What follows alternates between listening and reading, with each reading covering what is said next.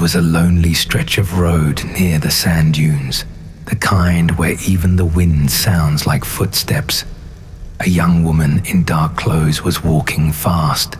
Her heels were sinking in the sand, and her breath was uneven.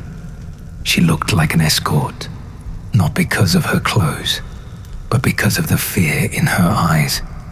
Her name was Shannon. Suddenly, she stopped. She turned back. She was sure someone was following her. Her footsteps got faster. The sound behind her felt like it doubled. Now she was running. Her voice was shaking, but she dialed 911. I'm in the park right now. Someone is here.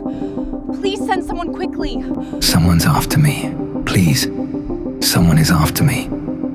The operator tried to calm her, but she kept repeating the same thing. Her panic grew. Her voice broke, and then silence. The call suddenly cut off. The phone dropped somewhere in the dark.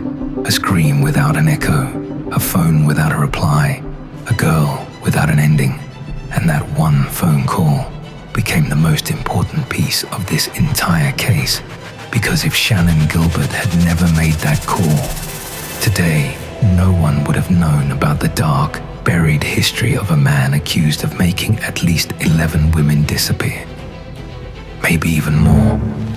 A man the world now knows as Long Island serial killer. Want to know what I missed? I think we all want to know what we missed.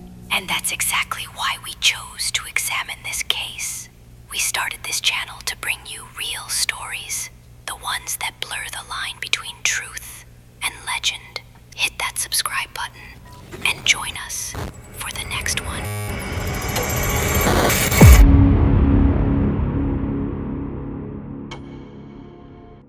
911 traced the signal, and police started searching the area for Shannon, but they didn't find her. Instead, they found another woman's body, and then another, and another, and another. 4 bodies, all wrapped in burlap, all positioned the same way, all buried near the same highway. This wasn't a coincidence. This was a pattern. And suddenly, a missing person case became a serial killer investigation. For days, the media went wild. 4 young women, all sex workers, all disappeared after meeting clients through the same online platform. The headlines were everywhere, but inside the police department, things were not normal. Some people believed the police were stalling. Some believed officers were corrupt. Some even believed someone in the department knew more than they ever revealed. The FBI wasn't allowed into the investigation for years. Local officers kept secrets, refused help, and controlled the narrative. And that delay was enough for the killer to stay hidden. Then came the first real clue. During the search, investigators found something small, something easily ignored, something that wasn't supposed to be there. A leather belt, not a woman's belt, a man's belt. On it, stitched into the leather, were 2 initials, WH, or maybe HM. Police believed these were the killer's initials, not a victim's. This belt was not left by accident. It was a message, or a mistake. And that belt became the first real trigger that something much bigger was hiding beneath the surface. For almost a decade, nothing happened. Some remains were identified, some never were. Families demanded justice, the community lived in fear, and the killer, he vanished like a ghost. The case felt cursed, unsolved, unexplained, unbelievable. Until 2023. After years of silence, a task force reopened the entire investigation with modern technology, forensics, and digital tracking. And then they got DNA from a discarded pizza crust found in a trash can. That pizza crust matched hair recovered on a victim. That tiny scrap of food exposed the man behind one of the most terrifying cases in US criminal history. A married architect, a father, a man living a completely normal suburban life. His name, Rex Heuermann. He lived just miles from where the bodies were found. He worked in Manhattan. He owned guns, hundreds of them. He searched online for torture, murder, and sex workers. He bought burner phones to contact his victims. He saved trophies. And yet, he looked like a regular guy who would fix your kitchen. Not a monster, not a serial killer, not the man who reportedly stalked, lured, and buried women for years. When police finally raided his home, reality broke. They found boxes of evidence.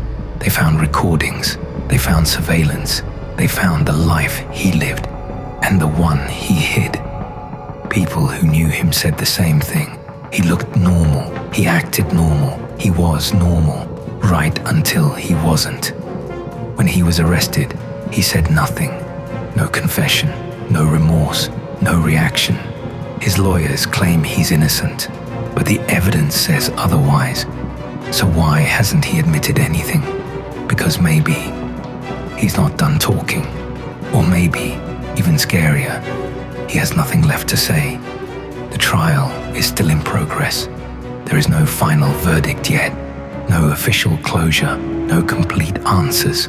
Some victims' remains have never been found. Some identities are still unknown. Some families are still waiting. Investigators believe there may be more bodies, more victims, more secrets. And even if Rex Heuermann is convicted, the question remains, was he the only one? Or was there someone else? A partner, a copycat, a protector inside the system? No one knows, or no one is willing to say. If you go to Gilgo Beach now, it looks peaceful. Quiet waves, empty roads, no screaming, no police tape, but locals know. That place has a shadow, a name everyone whispers, the Long Island serial killer. It is now one of the most legendary unsolved crime stories in American history. A case that began with one terrified phone call. A case that exposed corruption, fear, and silence. A case that may not be over. Because the truth is, we still don't know how many girls truly disappeared. We don't know when it really started. We don't know if it has truly ended. And maybe the scariest part is this. There are places in America where the sand still hides the evidence, and the killer might not be a stranger. Maybe he's your neighbor, your co-worker, your architect, your friend.